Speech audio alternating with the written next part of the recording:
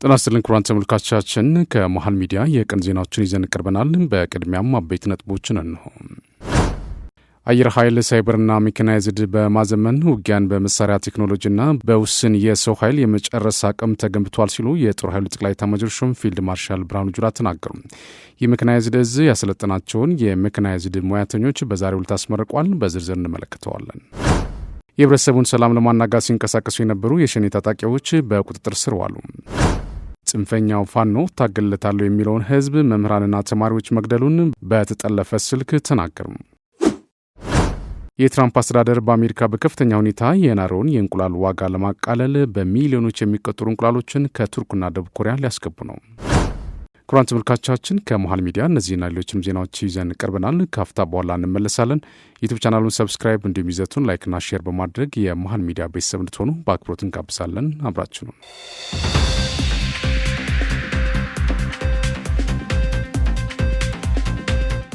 በቅድሚያም በአፋር ክልል የተካሄደው የግብርናና ኢንዱስትሪ ጉብኝት የክልሉን እያደገ ያለው በምግብ ምርት ራስን የመቻል አቅም ያሳየ ነው ሲሉ ጠቅላይ ሚኒስትር ዶክተር አብይ አህመድ ተናገሩ። ጠቅላይ ሚኒስትሩ በአፋር ክልል እየተሰሩ ያሉ የልማት ስራዎችና የግብርና ኢንዱስትሪዎችን ለመጎብኘት አፋር ክልል ገብተዋል። አፋር ሰመራ ሲደርሱ የክልሉ ርዕሰ መስተዳድር አቶ አወል አርባን ጨምሮ የጦር መኮንኖችና ከፍተኛ የመንግስት ስራ ኃላፊዎች አቀባበል አድርጎላቸዋል። እንደሚከተል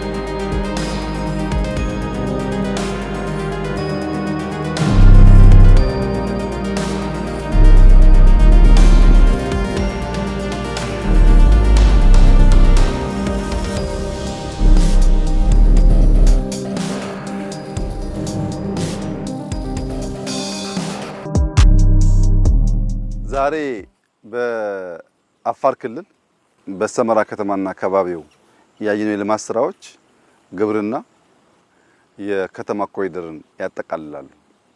ከግብርና አንጻር የእንስሳት መኖና የስንዴ እርሻ አለ። ከፕሮሰሲንግ አንጻር የዳቦ ፋብሪካው፣ የዱቄት ፋብሪካውና የጨው ፋብሪካው አለ። የከተማ ኮሪደር ደግሞ በጣም ሰፋፊ መሰረተ ልማቶች የተሰሩበት ያለ ነው እና ገጠሩን ከከተማ የሚያሳስር የልማት ሀሳቦቻችንን አስተናስሎ ምናስበውን ብልጽግና የሚያስጨብጥ ጅማሮዎች አሉ። እነዚህ የመኖ እርሻዎች በ500 ሄክታር ገደማ የታረሰው አዲሱ የሳር ዝርያ ነው። አንዴ ከተዘራ በኋላ ለ3 ዓመት በየ45 ቀኑ ሃርቨስት የሚደረግ ነው። እዚህ አካባቢ ላይ አልፎ አልፎ የዝናብ እጥረት ሲያጋጥም በድርቅ ምክንያት ከብቶች እንዳይጎዱ አፋር አካባቢ፣ ሶማሊያ አካባቢ፣ ቦረና አካባቢ የጀመርነው አዲስ ልምምድ ነው። ከዚህ ቀደሙ ድርቅ መጥቶ ከብቶቻችን እንዳያልቁ የሚያግዝ ስራ ነው። አሁን ያየነው 500 ሄክታር ገደማ ነው። ከዚህ በላይ መስፋት ማደግ አለበት። ዝናብ ካለ እና ድርቅ ከሌለ ብዙ ላያስፈልግ ይችላል። ግን ድርቅ ያለበት በቂ ዝናብ ያለበት አካባቢ ደግሞ ካለ መኖን እየጫን ወስደን ለአርሶ አደሩ እስካሁን ባለው ሁኔታ በነፃ ነው የሚከፋፈለው። ይሄ ከመኖ አንጻር በጣም ጠቃሚ ነገር ነው። ቀደም ያየነው ደግሞ የስንዴ ምርት አለ። ከ1500 ሄክታር በላይ እንዲሁ በኢሪጌሽን የተሰራ ነው። በበጋ በዚህ ጊዜ አፋር ላይ በዚህ ሙቀት ስንዴ ማምረት እንግዲህ የሚታሰብ ታሪክ አልነበረም። ከዚህ ቀደም መኖም ቢሆን አምርተን አናቅም። መኖ አዲስ ታሪክ ነው። ስንዴ አዲስ ታሪክ ነው። እዚህ የምናመርተውን ስንዴ ደግሞ ቅድም ባየነው የቀዳማዊት እመቤት ኦፊስ በሚያሰራው የዳቦ ፋብሪካ በቀን 300,000 ገደማ ዳቦ ያመርታሉ። እስከ 450 ኩንታል ገደማ ዱቄት ያመርታሉ። የሰመራ አጠቃላይ ፖፑሌሽን ከዚህ የሚያንስ ስለሆነ ፋብሪካው ለመላው ማህበረሰቡ በእጅጉ የሚያግዝ ነው። ስንዴው በቅርብ ርቀት ስላለ ዳቦ አምርተው ለህዝቡ በረከሰ ዋጋ ሊያቀርቡ ይችላሉ ማለት ነው። ኮሪደር በሚመለከት በጣም ጥሩ ጅማሮ ነው ያለው። የሰመራ የኮሪደር ልማት ከሌላው አካባቢ ለየት የሚያደርገው ብዙ የሚፈርስ ቤት፣ ብዙ የደቀቁ ሰፈሮች የሉበትም። ይብዛ የሚነስም ግንባታው ጥሩ ነው። የሚያስፈልገው መንገድ፣ የፍሳሽ ማስወገጃ ስርዓት መዘርጋት፣ የመብራት ስርዓት መዘርጋት፣ ግሪነሪ መትከል እና የከተማን ስታንዳርድ እንዲጠብቅ ማድረግ ነው የሚቀረው። ሰፋፊ መንገድ ስራዎች ተጀምረዋል። የግሪነሪ ስራዎች ተጀምረዋል። እነሱ ይጠናቀቁ ምናልባት ከክረምት በኋላ በጣም የተሻለ ከተማ እናያለን። በእርሻ ያየነው አመርቂ ስራ ነው። የፋብሪካውም እንደዚሁ ከኢንዱስትሪ አንጻር ኢንዱስትሪያል ፓርኩም እንዳያችሁት መጠነኛ የሆነ እንቅስቃሴ ያለው። እነዚህም በማያያዝ አፋር የሚያርስ ያን ፕሮሰስ የሚያደርግ ለምግብነት የሚያቀርብ ለከብቶቹ መኖ የሚያቀርብ ከሆነ በሌማቱም በእርሻውም በኢንዱስትሪውም በተሟላ መንገድ አካባቢውን ሊቀይር የሚችሉ ስራዎች ናቸው ተብሎ ሊወሰድ ይችላል። በእርግጥ አፋር ካለው ፖቴንሻል አንጻር የተሰራው ስራ በጣም ተጋኖ መታየት የለበትም። ከዚህ 10፣ 20፣ 30 እጥፍ ማደግ የሚያስችል ፖቴንሻል አለው። ሰፊ መሬት አለው። ውሃ እንደምታዩት እዚህም አለ፣ ዘማዶም ግድብ አለ። በደንብ መጠቀም ከቻል በእርሻ ረገድ ቢያንስ አፋር ራሱን ለመመገብና ለአካባቢ ሀገራት ኤክስፖርት ለማድረግ የሚያስችል ብቃት አለው። በማዕድን አፋር ይታወቃል። ሰፊ መሬት ስፋት ነው ያለው። መሬት ሽፋኑ በጣም ሰፊ ነው። ወደ እርሻነት ከተቀየር ነው እና ከተጠቀምንበት በጣም ለኢትዮጵያ እድገት ለኢትዮጵያ ብልጽግና በእጅጉ የሚጠቅም ከባቢ ሊሆን ይችላል ማለት ነው። ዋናው ነገር መትጋት፣ መስራት፣ አይን ገልጦ ማየት ያስፈልጋል። ውሃው ተኝቶ መሬት ተኝቶ መኖ የለም ማለት ኃጢአትም ጭምር ነው። አፈሩ እንደምታዩት ነው። ውሃ ካቀረብለት አልፋልፋን ወይም ሮዳስን በማምረት ለከብቶቻችን መኖ ማቅረብ ስለሚቻል የጀመርነው ጅማሮ በጣም ተስፋ ሰጪ ነው። በጣም ጥሩ ስራ ነው። ከዚህ በላይ ግን መትጋት መጣር አለብን። የምናስበውን ብልጽግና የምናስበውን መለወጥ ለማምጣት ጅማሮአችን መልካም ቢሆንም መፍጠን ደግሞ አለብን። መፍጠን አለብን፣ መፍጠር አለብን፣ ማያያዝ አለብን። ያኔ የተሟላ የልማት ገጽታ ያላብሰናል። እስካሁን ባለውና ባየነው ነገር በጣም ደስ ብሎናል። ይሄ ራመዳን ወቅት ነው። በራመዳን በዚህ ሙቀት አፋር ውስጥ እንደዚህ ያለ ስራ ማየት አዲስ የስራ ባህል መፈጠሩን ያሳያል። ህዝባችን እንዲበረታ እንዲሰራ ሰርቶ ብቻ በላቡ ራሱን ማኖር ራሱን ማቆየት ለልጆቹ መልካም ሀገር መተው የሚችለው በልመና አይደለም፣ በስራ ብቻ ነው። መልካም የሆነ ሀገር አለን፣ እንስራ፣ እንተባበር፣ እንለውጥ፣ እንፍጠር። በዚያ መንገድ ልጆቻችን የማይለምኑ በአንጻሩ የሚሄዱ ሆነው ሀገር እንዲረከቡ ስለሚያስችል እንበርታ፣ እንስራ ላለው እጅግ በጣም ጥሩ ቆይታ የነበረን አመሰግናለሁ። በሌላ ዜና ጠቅላይ ሚኒስትር ዶክተር አብይ አህመድ እና ቀዳማዊት እመቤት ዝናሽ ታያቸው በአፋር ክልል ሰመራ ከተማ በቀዳማዊት እመቤት ጽሕፈት ቤት የተገነባ ዘመናዊ ዳቦ ፋብሪካ ዛሬ መርቀው ከፍቷል። ፋብሪካው በቀን 300,000 ዳቦ የማምረት አቅም እንዳለውም ተገልጿል። ጠቅላይ ሚኒስትር ዶክተር አብይ አህመድና ቀዳማዊት እመቤት ዝናሽ ታያቸው አፋር ክልል በመገኘት የክልሉን የግብርናና ኢንዱስትሪ አቅሞችን የሚያሳዩ ቁልፍ የልማት ፕሮጀክቶችን መጎብኘታቸውን የጠቅላይ ሚኒስትር ጽሕፈት ቤት መረጃ አመላክቷል። ጉብኝታቸው ከ6 ወራት በፊት ምርት የጀመረውንና 15 ቶን በሰዓት የሚያመርተውን የአዮዳይዝ ጨው ማምረቻ ምልከታን ያካተተ መሆኑን ገልጸዋል። በተጨማሪም በአፋር ክልል የተሳካ የበጋ ስንዴ ምርት እየተካሄደበት ያለውን ልማት ስራና የአይሮላፍ መኖ ባንክ ልማት ማዕከልንም ጎብኝቷል። በክልሉ የግብርና አቅም ላይ የነበረውን የተሳሳተ ምልከታ በማሸነፍ በመስኖ የለማ አስደናቂ የስንዴ ምርት ማግኘት መቻሉ ነው ጽሕፈት ቤቱ ያስታወቀው። ጠቅላይ ሚኒስትሩና ቀዳማዊት እመቤት በቀዳማዊት እመቤት ጽሕፈት ቤት የተገነባውንና ከምሳ ወደ ገበታ ሙሉ የምግብ ምርት ሰንሰለት የሚያጎላውን ዘመናዊ ዳቦ ፋብሪካም መርቀዋል። ፋብሪካው በተገጠሙለት ዘመናዊ ማሽኖች በመጠቀም 420 ኩንታል ስንዴ በቀን መፍጨትና 300,000 ዳቦዎችም በ24 ሰዓት ማምረት እንደሚችል የጽሕፈት ቤቱ መረጃም አመላክተዋል። የኢፌዴሪ ቴክኒክና ሙያ ስልጠና ኢንስቲትዩት የስኮላርሺፕ እድል ተጠቃሚ ለሆኑ የጎረቤት ሀገራት የእስልምና እምነት ተከታዮች ትላንት የኢፍጣር መርሃ ግብር አካሂዷል። የኢንስቲትዩቱ ዋና ዳይሬክተር ዶክተር ብሩክ ከድር በኢንስቲትዩቱ በርካታ የጎረቤት ሀገራት ዜጎች ስልጠና እየወሰዱ ይገኛሉ ብሏል። እነዚህ ተማሪዎች ከሀገራቸውና ከቤተሰቦቻቸው ርቀው ስለሚኖሩ ከጎናቸው መሆናችንን በተግባር ማሳየት ይገባናል ነው ያሉት። ኢንስቲትዩቱ ይህን ታሳቢ በማድረግ በተቋሙ ስልጠና እየወሰዱ ለሚገኙ ሰልጣኞች በትላንትናው ዕለት የኢፍጣር መርሃ ግብር አካሂዷል። ረመዳን የወንድማማችነትና የመረዳዳት ወር መሆኑን ጠቅሰው ተቋሙ በቀጣይም መሰል ተግባራትን እንደሚያስቀጥል አክሏል። የኢፍጣር ፕሮግራሙ ተካፋይ ከሆኑ ተማሪዎች መካከል ሙስጠፋ በክርና ኢስማኤል ቻማ በሰጡት አስተያየት በዚህ የአብሮነት የወንድማማችነትና ወር በጋራ ኢፍጣር መርሃ ግብር ላይ በመሳተፋቸው መደሰታቸውን ገልጸው ለዚህም ለኢትዮጵያ ሕዝብና መንግስት ምስጋና አቅርበዋል። ኢትዮጵያ የባህል ሃይማኖት ብዝሃነት ያላት ሀገር መሆኗን ያነሱት አሰልጣኞቹ ይህንን የመሰለ ፕሮግራም መዘጋጀቱ እንዳስደነቃቸውም ጨምረው ገልጸዋል። የታላቁ የኢትዮጵያ ህዳሴ ግድብ ቀጠናዊ የኤሌክትሪክ ኃይል ትስስር በመፍጠር ለአህጉራዊ የኢኮኖሚ ውህደት ወሳኝ አቅም እንደሚፈጥር በተባበሩት መንግስታት ድርጅት የአፍሪካ ኢኮኖሚ ኮሚሽን ኢሲኤ ቀጠናዊ ትስስርና የንግድ ክፍል ዳይሬክተር ስቴፈን ካርኒንግ ገለጹ። ዳይሬክተሩ ከኢትዮጵያ ዜና አገልግሎት ጋር ባደረጉት ቆይታ ግዙፍ የኤሌክትሪክ ኃይል ምንጭ የሆነችው ኢትዮጵያ ለምስራቅና ደቡብ አፍሪካ ቀጠና ሀገራት የኃይል ትስስር ማዕከል መሆኗን ተናግረዋል። ኢትዮጵያ ከዚህ ቀደም ለተለያዩ ሀገራት ኃይል እያቀረበች መሆኗን አድንቀው በኬንያ ጋር በኤሌክትሪክ ኃይል ማስተሳሰር የሚያስችል ግዙፍ የኤሌክትሪክ ማስተላለፊያ ተሸካሚ መስመር መዘርጋቱንም ገልጸዋል። ይህም ኢትዮጵያ ለቀጠናው የኃይል መሰረተ ልማት ትስስር እያደረገች ያለውን ሚና የሚያሳይና ከምስራቅ አፍሪካ አልፎ ለደቡብ አፍሪካ ቀጠና ጭምር የኃይል ቋት ሆና እንድታገለግል የሚያደርግ ነው ብሏል።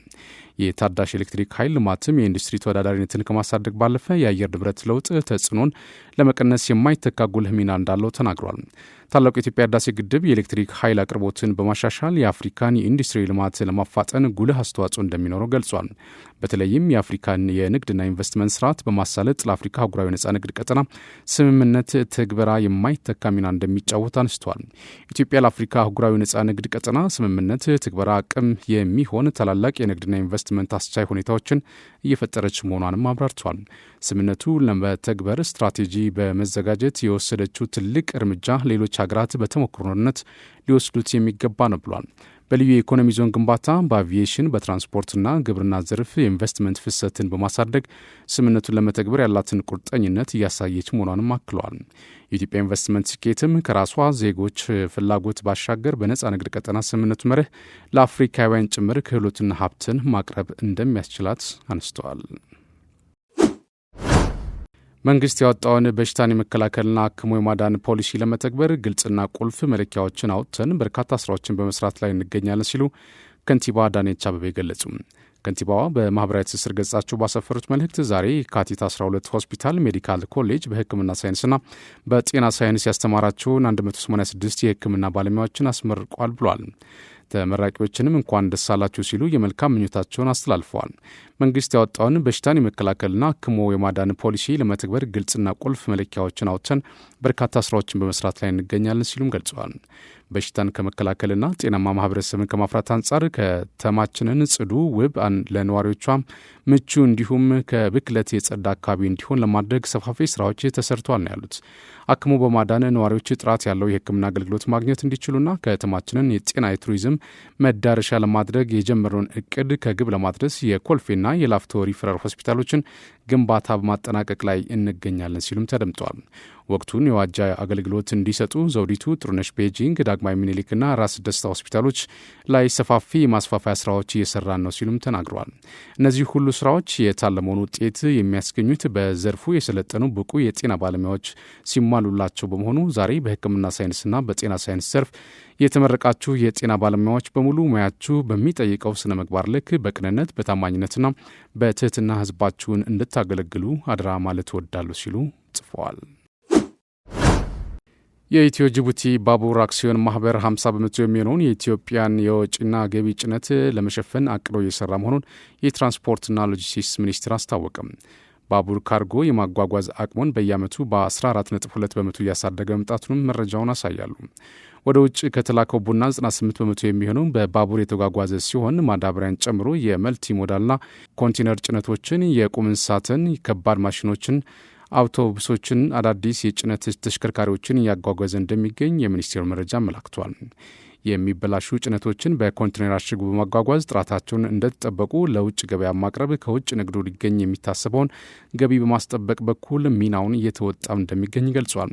የኢትዮ ጅቡቲ ባቡር አክሲዮን ማህበር የኢትዮጵያ ወጪ ገቢ ጭነት 50 በመቶ የሚሆነውን ለመሸፈን በየቀኑ 14 ባቡሮችን በማሰማራት አገልግሎት መስጠት፣ የጭነት ባቡር ጉዞ ፍጥነትን በሰዓት ወደ 58 ኪሎ ሜትር ለማድረስ እንዲሁም በባቡር የሚሰጠውን አገልግሎት ሙሉ በሙሉ ዲጂታላይዝ ለማድረግ አቅዶ እየሰራ መሆኑን በመረጃ አመላክተዋል።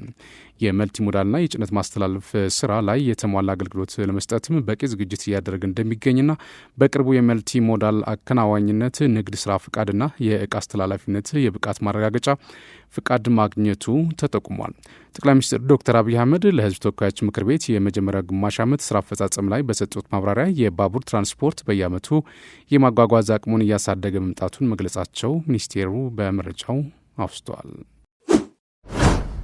የኢትዮጵያን የባህር በር ተጠቃሚነት ማረጋገጥ ዘላቂ የብሔራዊ ደህንነት የዲፕሎማሲ አጀንዳ መሆኑን የውጭ ጉዳይ ኢንስቲትዩት ዋና ዳይሬክተር ዶክተር ጃፋር በድሩ ገለጹ።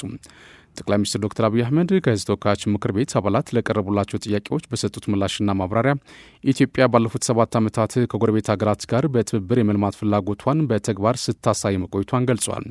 የባህር በር ጥያቄዋም በጋራ ተጠቃሚነት መርህ ላይ የተመሰረተ መሆኑን ጠቅሰው ከጎረቤት ሀገራት ጋር ጦር የሚያማዝዝ ሳይሆን በዲፕሎማሲያዊ ንግግር የሚፈጸም መሆኑን አረጋግጧል። የተለያዩ ሀገራት የኢትዮጵያ የባህር በር ጥያቄ ተገቢነት እንዳለው መመስከራቸውን ጠቅላይ ሚኒስትሩ በማብራሪያቸው አነስተዋል። የባህር በር ለኢትዮጵያ የትውልዱ ጥያቄና የህልውና ጉዳይ መሆኑን ሁሉም ሊገነዘብ እንደሚገባም ለምክር ቤቱ በአጽንኦት ገልጿል። የውጭ ጉዳይ ኢንስቲትዩት ዋና ዳይሬክተር ዶክተር ጃፋር በድሩ በዚህ ጉዳይ ላይ ለኢትዮጵያ ዜና አገልግሎት በሰጡት አስተያየት ባለፉት 7 ዓመታት በዲፕሎማሲው መስክ ከፍተኛ ስኬት መመዝገቡን ተናግረዋል። ኢትዮጵያ ቀጠናዊ ትስስርን፣ የጋራ ልማት በማፋጠን ብሪክስን በመቀላቀል የባለብዙ ወገንና የሁለትዮሽ ዲፕሎማሲያዊ ተጽዕኖዋን በማስፋት እንዲሁም በሀገራዊ ልማት ስራዎች ምርታ ማምጣቷን አንስቷል። ጠቅላይ ሚኒስትር ዶክተር አብይ አህመድ በተከተሉት በሳል የዲፕሎማሲ አካሄድ የሀገራችን ዓለም አቀፍ ተጽዕኖና ተሰሚነት መጨመሩንም ገልጿል። የበለጸጉ ሀገራት ለተከታታይ ትውልድ የሚተርፍ የዲፕሎማሲ አጀንዳ በመቅረጽ ብሔራዊ ጥቅማቸውን ማስከበራቸውን ያወሱት ዋና ዳይሬክተሩ ኢትዮጵያም ዘላቂ ጥቅሟን ስለማረጋገጥ እየሰራች ነው ብሏል። የለውጥ መንግስት የኢትዮጵያን የባህር በር የማግኘት ፍላጎት በይፋ በመግለጽ የትውልዱን የዘመናት ህልም ለማሳካት የጀመረውን ጥረት በዋና ማሳየነት አነስቷል። በዲፕሎማሲው መስክ የአባይ ወንዝና የባህር በር የማግኘት ጉዳይ ለኢትዮጵያ ዘላቂ የብሔራዊ ጥቅምና የብሔራዊ ደህንነት አብይ የዲፕሎማሲ አጀንዳ መሆኑን ገልጿል። ጠንካራ ሀገረ መንግስት ለመገንባትና ትውልድ ተሻጋሪ የዲፕሎማሲ ስራዎች እንዲሳኩ ኢንስቲትዩቱ በጥናትና ምርምር ለማገዝ ስትራቴጂ ቀርጾ እየሰራ ነው ብሏል። በቀጣይም ኢትዮጵያ በዓለም አቀፍ ደረጃ ያላትን የዲፕሎማሲ የተጽዕኖ አድማስ ከፍ ለማድረግና ብሔራዊ ጥቅሟን ለማስከበር በትኩረት እንደሚሰራ አረጋግጠዋል። ኢትዮጵያ በተለያዩ ዘመናት የገጠሟትን ፈተናዎች ሁሉ በድል እየተወጣችው በጀግኖች ልጆቿ መስዋዕትነት ነው ሲሉ ፊልድ ማርሻል ብርሃኑ ጁላ ተናገሩ። አየር ኃይል ሳይበርና ሜካናይዝድን በማዘመን ውጊያን በመሳሪያ ቴክኖሎጂና በውስን የሰው ኃይል የመጨረስ አቅም ተገንብቷል ሲሉ የጦር ኃይሉ ጠቅላይ ኤታማዦር ሹም ፊልድ ማርሻል ብርሃኑ ጁላ ተናግረዋል። የሜካናይዝድ እዝ ያሰለጠናቸውን የሜካናይዝድ ሙያተኞች በዛሬው ዕለት አስመርቋል።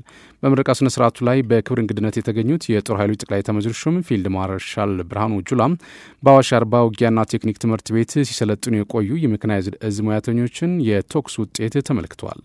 መከላከያ እንደ ግብ አስቀምጦ ካከናወናቸው የሪፎርም ስራዎች መካከል የመከላከያ ሰራዊቱን አቅም በክህሎትና ዘመኑ ባፈራቸው ትጥቆች በራስ አቅም አዘምኖ ሰራዊቱ ማንኛውንም ግዳጅ በድል እንዲወጣ ማድረግ አንዱ አቅጣጫ እንደነበር አውስተው ይህም ውጤታማ በሆነ አግባብ በተግባር መረጋገጡን ገልጸዋል።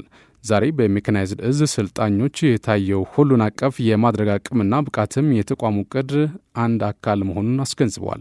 ኢትዮጵያ በተለያዩ ዘመናት የገጠሟትን ፈተናዎች ሁሉ በድል መወጣት የቻለችው በጀግኖች ልጆቿ መስዋዕትነት ነው ያሉት ፊልድ ማርሻል ብርሃኑ ጁላ ይህ የአሸናፊነት ስነ ልቦና ዛሬም በእያንዳንዱ ወታደር ልቦና ውስጥ መኖሩን ገልጿል።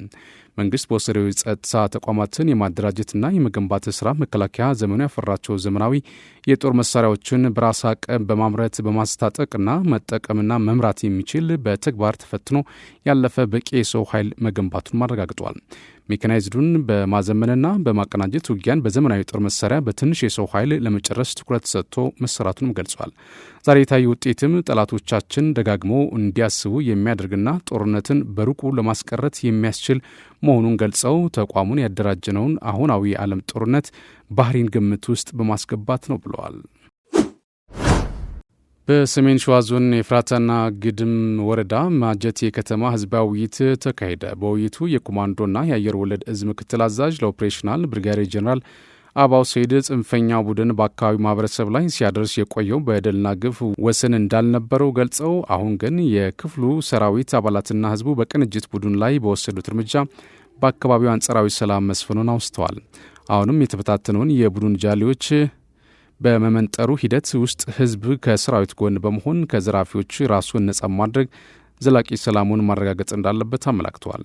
የኮማንዶ ክፍለ ጦር አዛዥ ብርጋዴር ጀነራል እሸቱ መንግስቴ በበኩላቸው በአካባቢው የሚንቀሳቀሰውን ጽንፈኛ ኃይል የወረዳውን ማህበረሰብ ከአጎራባች ህዝብ ጋር በማጋጨት በህዝብ እልቂት ርካሽ የፖለቲካ ትርፍ ለማግኘት ሲፍጨረጨር ሲዘርፍና ሲቀማ መቆየቱን ገልጸው ይህ እኩይ ተግባሩ በአካባቢው አስተዳደር በህዝብና በሰራዊት መስዋዕትነት መክሸፉንና ቡድኑ አከርካሪው ተመትቶ መደምሰሱን የቀረው ነፍሱን ለማትረፍ የትም መበታተኑን ገልጸዋል። የህብረተሰቡን ሰላም ለማናጋት ሲንቀሳቀሱ የነበሩ የሸኔ ታጣቂዎች በቁጥጥር ስር ዋሉ። የማዕከላዊ ዕዝ አይበገሬ ክፍለ ጦር በምዕራብ ሸዋ ዞን አማያ ወረዳ ጎፍሬ ቀበሌ ከነፍስ ወከፍ እስከ ቡድን መሳሪያ በመታጠቅ ህዝቡን ለመዝረፍ ሲንቀሳቀሱ የነበሩ የሸኔ ታጣቂዎች መደምሰሳቸውንና ቀሪዎቹን መማረካቸውን የክፍለ ጦር ዋና አዛዥ ኮሎኔል ዳግም ሳፊሳ ገልጸዋል። በተመሳሳይ የማዕከላዊ ዕዝ ዋልታ ክፍለ ጦር በምዕራብ ሸዋ ዞን በድሬ አንጪኒ ወረዳ የሸኔ ቡድን በቀጠናው ለሚገኘው ሰራዊት እጅ እየሰጡ መሆኑን የክፍለ ጦሩ የቃኝ ሻምበል አዛዥ መቶ አለቃ ዋክኔ ታምሩ ተናግሯል። ሸኔ አሁን ላይ የመዋጋት አቅሙ የደከመና ኃይሉ የተበታተነ ስለሆነ እጁን ከመስጠት ውጭ አማራጭ እንደሌለው አስረድተዋል። ጽንፈኛው የፋኖ ቡድን እታገልታለሁ ከሚለው ህዝብ ውስጥ መምህራንና ተማሪዎችን መግደሉን በተጠለፈ ስልክ አረጋገጠ። ቡድኑ ትምህርት ለምን ይማራሉ ለምንስ እንደኛ አልሆኑም ሲል በርከት ያሉ ቁጥር ያላቸው ተማሪዎችና መምህራኖችን መግደሉን ተናግሯል። ጽንፈኛ ቡድን የትምህርት ቤቱን ርዕሰ መምህር ጨምሮ 7 መምህራንና ቁጥራቸው 20 የሆኑ ተማሪዎች በግፍ መገደላቸውን በተጠለፈ ስልካቸው ሲያወሩ ተሰምቷል። በትናንትናው ዕለት የፌዴራል ጠቅላይ ሚኒስትር ዶክተር አብይ አህመድ በህዝብ ተወካዮች ምክር ቤት አባላት ለቀረቡላቸው ጥያቄ ማብራሪያ በሚሰጥበት ወቅት የኢትዮጵያ ፖለቲካ ባህልን በተመለከተ በመጠፋፋትና በፍረጃ እየተሸበበ መሆኑን፣ ይህ ብቻ ሳይሆን በምርጫ የተመረጠ መንግስት በኃይል ለመጣል የሚሞክሩ ኃይሎች መኖራቸውና የሚገርመው ደግሞ የሚያሰቃዩት እንታገልልሃለን የሚሉትን ህዝብ ነው ማለታቸው ይታወሳል። ጽንፈኛ ቡድን ከህወሓት አንጃ ቡድን አመራሮችና ከሻዕቢያ ተልዕኮ በመውሰድ የአማራን ህዝብ ለከፋ ችግርና ስቃይ እያዋለው እንደሆነ የደረሱን መረጃዎች አመላክቷል። በዓለም የሚገኙ በሽብር የተፈረጁ ቡድኖች አልቃይዳ፣ አይሲስ፣ አልሸባብና ቦኮ ሃራም ተማሪዎቹን ሲገሉ እንዳልታዩ በማንሳት ይህ ጽንፈኛ ቡድን ግን ተማሪዎችን ገሎ ሲፎክር መሰማቱ የድንቁርና ጥግነታቸውን ያሳየ እንደሆነ ሀሳቡን ለመሃል ሚዲያ የሰጠ ግለሰብ ተናግሯል። ተማሪዎችን ገሎ ሲፎክርና ሲሸለል የነበረው ጽንፈኛ ቡድን ለዚህ የሰጠውን ማስረጃ እንደ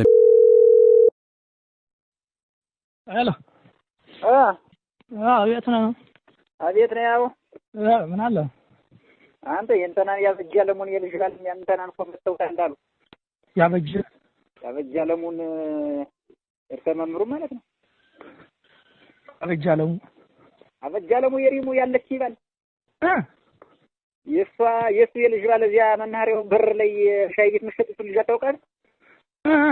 የሱ ባሪያ ሙላት የሚባል ሙላት ይረድ እና ሰምረባ አስፋልት ኧረ ተመቶ ሙቷል አሉ። አስፋልት ነው ሙቷል አሉ። አስፋልት ነው ሙቷል። ምንድን ነው ያደረሰው? ድሮኔ ካቢኔ ነው የነበረው። አሁንም አንጃኔ ዛሬ ዋጋ ሳይከፈል ደህና ስራ ተሰርቷል። ማራቅ ሆነች ምት ዛሬ ማርና እስከ መናኸሪያው ፖሊስ ተቆም ነው። ኧረ በስመ አብ ተው ዝም ብለህ ዛሬ ጥሩ ነው። በጣም ደስ የሚል ነገር ነው። መምህራን እኮ ሁሉን የገደል ነው እንዳል ሁሉን ማለት ነው። በቃ የሞተ መምህራን አለ እንዳዚህ ምን ክላስ ነው ሙሉስ ነው የገደልናቸው። ተማሪ ምን ወደ 20 ምናምን ተማሪ ገለን ይወጣል። ከየትኛው አዛ ሽምብራም እዚህኛውም ሃይስኩልም አንድ ተማሪ ገለና ነው። ኧረ አባቱ ተማራ ነው። ትክክል ደግሞ የሚያሳዝን ሆኖ ነው። ኧረ ቅድም የበላይ ዘልተውስ የሱም እንዳልሞላ እንደራቸው ታሰራ ተገኘ።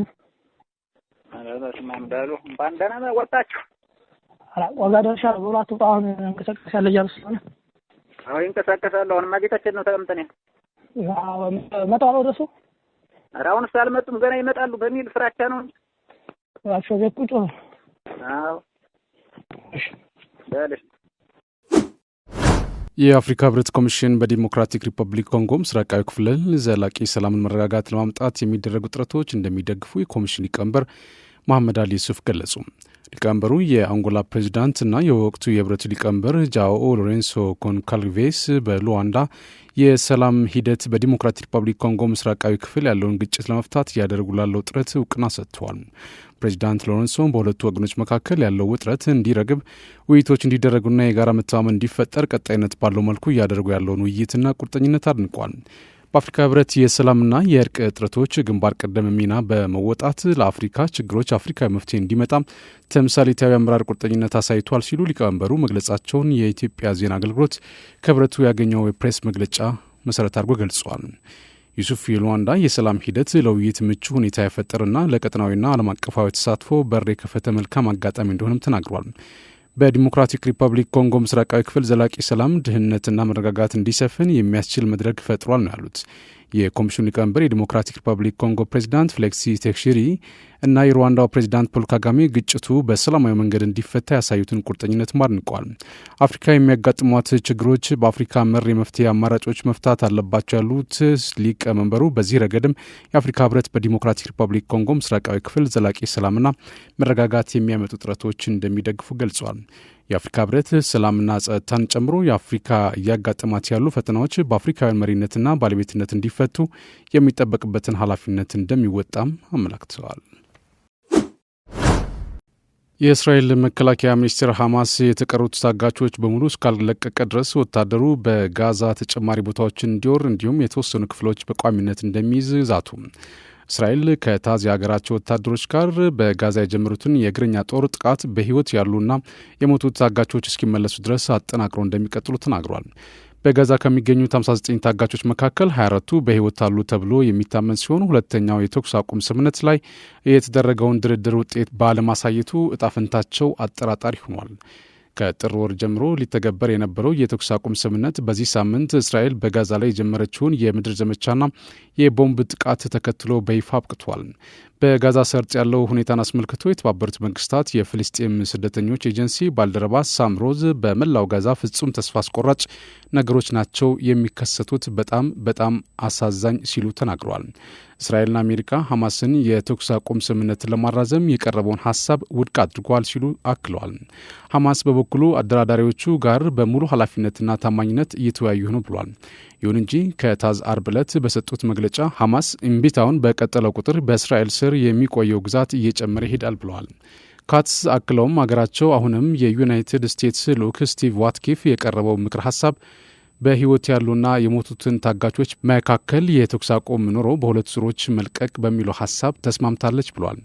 ካታዝ ታጋቾች እስኪለቀቁና ሐማስ እስኪሸነፍ ድረስ በአየር በባህርና በየብስ ውጊያዎችን በማድረግ ትግሉ አጠናክራለሁ ሲል ጽፏል።